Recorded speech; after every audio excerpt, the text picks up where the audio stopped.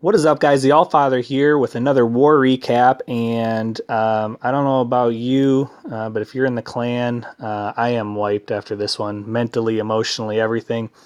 But you look at that score up there, 51-50, and we came out on top. Let's look at the stats real quick. 3-star attacks were dead even. We had one more 2-star attack than them, and that was the 1-point margin of victory. And it literally came down to the last 15 minutes or so of war. And if you look at that total destruction there, they had about 87%. We had 83-ish. And if that had been a tie, we would have lost the tiebreaker. And so there's a lot of swearing in Korean going on in this clan's homes and whatnot, and that's just fine by me. But taking a look at the war log, if you want to just get an idea of how this thing started, it's pretty awesome. First attack 1-star, then we had bottom base 3-starred, but then look at these attacks: 0, 1, 1, 0. Then we came back with a couple of 3-stars there. Then we get up here and it's back to 1, 1, 1. That's the way it was. I don't think I've ever seen so many 1 and 0-star attacks in my life in a war. But I guess what this goes to show is that it's not over till it's over. And hanging in there and following the system tends to give us a chance at least. And in this case it did. So rather than going through 3-star attacks and this and that, like I said, I want to make this a little bit shorter because I am just exhausted from watching this. I want to take a look at the last few attacks. You see how we ended it out here. 2-star attack by Nico on number 3. Myself here, 3-star attack on number 10. Dead Wizard, 3-star attack on number 7. General Sherman, 3-star attack on number 6. And so within the last hour of war, we were able to pull this out. So I want to go ahead and just look at those 3-star attacks from those few people, and that'll kind of be the extent of the war recap this time. But appreciate those who followed the system and got their attacks in a timely manner. And if you didn't, shame on you. But we're going to go ahead and look at these attacks right away. This is attack by Nico, and I'm going to pause it for just a second. Now, Nico is what we classify as a Tier 2 Town Hall 9 player. So you see his troops at the bottom, barely a level 5 Archer Queen, maxed out Beaking for Town Hall 8, level 1, which is level 2 Golems. And so pretty much Town Hall 8 troops here we're dealing with, going at a Town Hall 10 with 2 Inferno Towers, 1 set to single, 1 set to multi, 3 X-bows. Now fortunately with this design, the heroes are at the bottom of the base and he's going to be able to avoid these. But let's go ahead and take a look at this go wee wee attack that Nico brings against this base. And he's got to use a ton of rage and heal and those kind of things because he just doesn't have the firepower to do anything tactical. But he goes ahead and starts by trying to get a lure there. It doesn't work out so hot. I think he gets an archer or 2 out. And there's more, I guess, a handful of archers. But obviously we know there's more in there than that. Goes ahead and just begins the attack, and that's the way to do it. I mean, if the lure doesn't go well, kind of understand what you got to do to recover and just let it go. Don't just let it throw you off completely. Lots of wall breakers there. Rages them up so they can go in and break a bunch of those compartments. It's very compartmentalized up at the top. Low-level giant bomb there. And the wall breakers do what they need to. They get him access to the town hall. Rage early, and then we're going to see the rest of the clan castle pop here. Poison spell dropped. Most of those troops are sitting in the poison spell, so that's a nice job there. They're sitting there roasting away, and he's got his heal spells there. Now remember, once those Inferno Towers lock on, the heal doesn't matter. They're going to go down anyway, even in a heal spell. But then goes ahead and rages at the core. Queen's under a rage, and level 5 Queen is going to take a little while to take these out. Goes ahead, and I don't even think he had a chance to pop her ability. That would have been able to probably take out one of those Teslas. But he's already at 54% because he was smart enough to bring some archers and other things and pick off these miscellaneous buildings at the side. Saves his last rage there. Didn't really need it. It was a little late there, but he'd already gained the 2-star. And so really impressive attack there. Brought some more archers for those buildings on the bottom that were not covered by a defense. And he's going to end up, I think, with about 60 4% maybe. 63% there. We'll 4x it to the end there. See if he gets that elixir storage. Does 64% on a Town Hall 10. Excellent job. And in a war that was decided by 1 star, for somebody to be able to jump up and take that upon themselves when our tier 1 players were exhausted of attacks is very commendable. So great job, Nico. Definitely up there with some co-MVP status on this war. One of the first ones that kicked off the grand finale here was General Sherman. 3-star attack here against the Giza base, internet base Giza. So get used to taking a look at this design and understanding that the nice thing that this clan did is they used some pretty stock internet bases, and that allows us to at least get some information on them and kind of know where some things are, and did some pre-scouting and videos and stuff to try to help with that. But pretty much just launches his full-out go wee wee attack.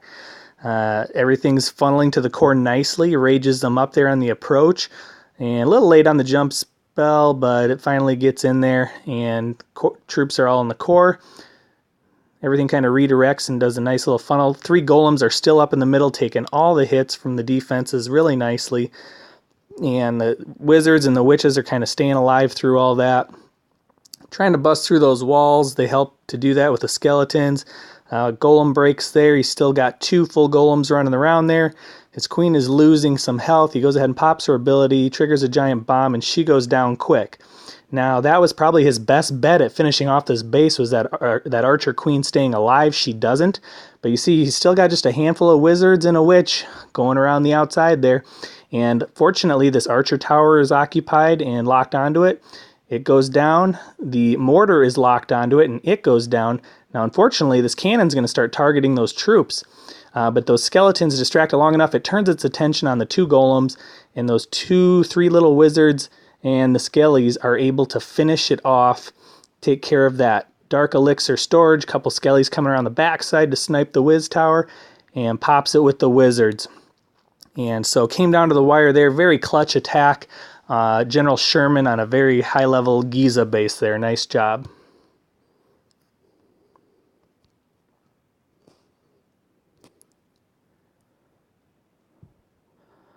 One of the third to last attacks here from the end of the war. Dead Wizard bringing a go wee Weho, basically. We've got an Archer Queen that's pretty accessible there. No double giant bomb potentials. We have some spawn points there. A follow-up attack here. Gets the clan castle lured. Test for giant bombs on the outside. Everything's pulled. We see the archers, the wizard, and dragon, all that is pulled out now.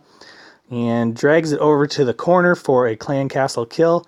Goes ahead and gets that builder hut out of the way right away. Immediately drops the witches to start dealing with those tier 1 troops. Surrounded by 3 wizards, backed up by the archer queen. And the dragon's worried about skeletons, and the wizards are able to fry him very quickly. Nothing goes down on that.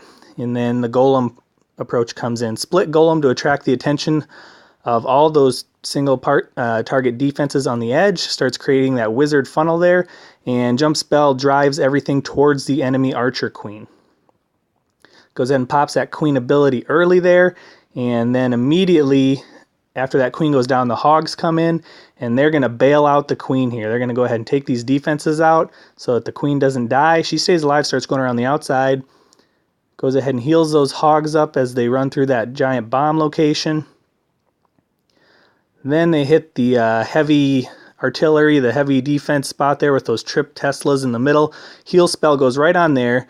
Protects those hogs through the Teslas, through the whiz towers, and also that Expo, Max Expo pointing at him. Goes ahead and drops a poison spell there. Takes care of all those ground skellies. Really nice job. 3 or 4 hogs coming through here still, maybe a few more than that, and they go ahead, and I think they're going to get this Expo taken out, and it might be the last defense. Now they should be able to take out this archer tower too. They do that, but that last little area there ran out of heal spells because had to use them up there during the hot spots in the core, and we pretty much knew that there's giant bombs there and in that other parallel location on the other side of the whiz tower right by the mortar, but it was more important for those hogs to get through the core and take those out. And you see there's the archer queen with just a sliver of health left, a couple of wizards, a wizard and archer beaten on the town hall, and of course a golem hanging out on the wall where golems hang out unless you wall break them in. So his main purpose at the beginning was just to tank all those single target defenses on the outside while the wizards took him out. He finally breaks through just in time, and that mortar is targeting him. It's not going to do any damage to him.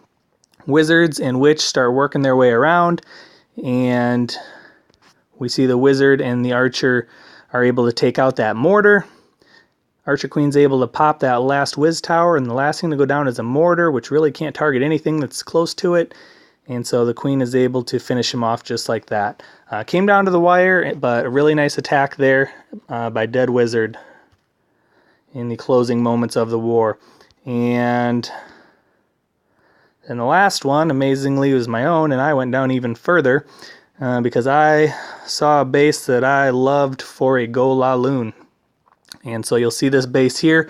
Archer Queen sandwich right between two air defenses, all level 6 air defenses. Plus, we're going to be able to get 2 archer towers, a whiz tower, an air sweeper, the Archer Queen, and then we see the 2 ground pointed X bows, so they're not going to impact any air troops. Creating the whiz funnel here, jumps everything to the middle, and you see the golems are still staying nice and spread out. King goes in there, he sees the queen is starting to attack the golems, and he goes in to the rescue. Killing the clan castle on the fly with a poison spell. Heal everything up while they're dealing with them and hitting that kind of hot area in the core, and then a rage going down to bust through. Now, the king did his job. He had to take out the queen and some of those other things. The queen now has to do her job, which is to take out these 2 air defenses, which she does. She gets that accomplished. Went ahead and popped the ability right away so we can go to the next portion, which is the La Lune attack. 2 lava hounds from a couple different angles, soaking up some of the anti-air traps, and followed by some loons. Still have a rage spell in the bag there, just waiting for the right time to use that. And that first hound busts, which is fine because we don't want unbusted lava hounds running around. We want them to all bust, so loons get there in time. They go ahead and pop that out. 3rd lava hound's already in. Now finally the rage to get everything into that last air defense before the hounds go down. Hound goes down there, and the air defense is dropped. Balloons kind of start congregating in a big pile. They have 2 defenses left, a Tesla, which is being tanked by the lava hound, and he busts, which is perfect because now we have some extra pups for cleanup while the balloons come in and finish that off. All the anti-air is gone. All the defenses are now gone. The loons split, which is great because they didn't stay clumped up. Most of them did, but a couple split off, which is perfect. And then we have cleanup going on all around the base, which is really nice because sometimes what will happen is they'll all be in one area and you time out on this kind of an attack. Didn't happen here. Everything's kind of working its way towards the rest of the troops and the rest of the buildings. They're going to kind of sandwich in on them at the end, and we'll 2x that to the end. And that was it. Those are some very clutch 3-star attacks to finish the war off and pull out a very narrow victory. But again, thanks to everybody for your efforts, your participation. 40 out of 40 attacks. They left a couple on the table. I know at times I'm a little intense and have very high expectations of our clan, but this is the reason why, because I know what we're capable of, and I do my absolute best to lead by example and do my part in contributing to the wars. Not perfect, nor is anybody. So if you had a rough one, you know what? Chin up, get back at it, practice more, and come back stronger next time. If you had a great war, just keep fine-tuning and tweaking those attacks and learning new styles and learning how to diagnose bases and find weaknesses and those kind of things. We will be rolling out the attack strategy of the month for November here in an upcoming video real soon, so look forward to that until we go to war next time. So great job again. The Allfather signing out.